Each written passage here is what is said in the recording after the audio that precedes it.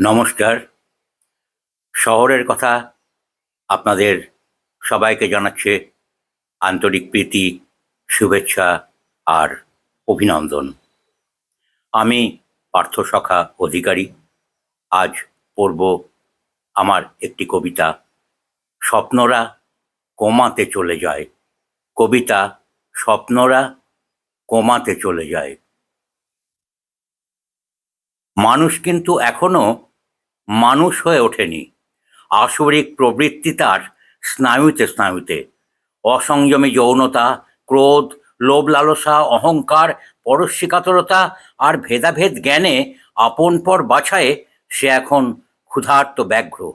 ধর্মের সুড়ঙ্গ পথে রাজনীতির অনুপ্রবেশ ঘটিয়ে দলকে চাঙ্গা করার প্রথা এখন একটি নবনির্মিত সুকৌশল।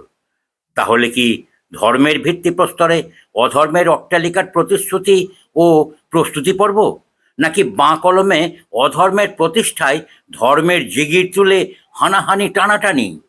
জানি না, বুঝি না, বুঝতে পারি না। জানতে চাই, বুঝতে চাই, বোঝার চেষ্টা করি, কিন্তু বোঝাবে কে? পক্ষ এবং বিপক্ষ কেউই তো কাউকে মান্যতা দেয় না। বাঁকা লেজের যুক্তি, লেজ তো বাঁকা হওয়াই উচিত। সোজা লেজের যুক্তি, সোজা লেজেই তো লাভঝাঁপের দিক নির্ণয়ে প্রথম স্থানে। আমরা তাহলে কার কথা শুনব? কার কথায় আস্থা রাখবো? কাকে বিশ্বাস করব?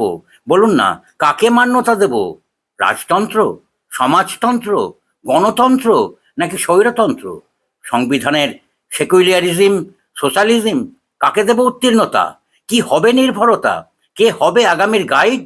কাকে দেব শতাংশের সিংহভাগ? মাথায় আসে না, বুঝতেই পারি না। তাহলে কি মাথাতেই আছে গোবর ভরা, আর এই গোবরের অনুসন্ধানেই জীবনযাপন? একবিংশের সভ্য আলোকে পৌঁছেও অনাকাঙ্ক্ষিত উঁকি ঝুঁকি, তৃতীয় বিশ্বের সূর্যোদয়েও আদিমতার অন্ধকার, অন্যায়ের প্রতিবাদে রুদ্ধতাই কারাবাস, সততার শপথেও তো প্রতিবন্ধকতা অনেক। যাব বা কোথায়? দিশা দেবে কে?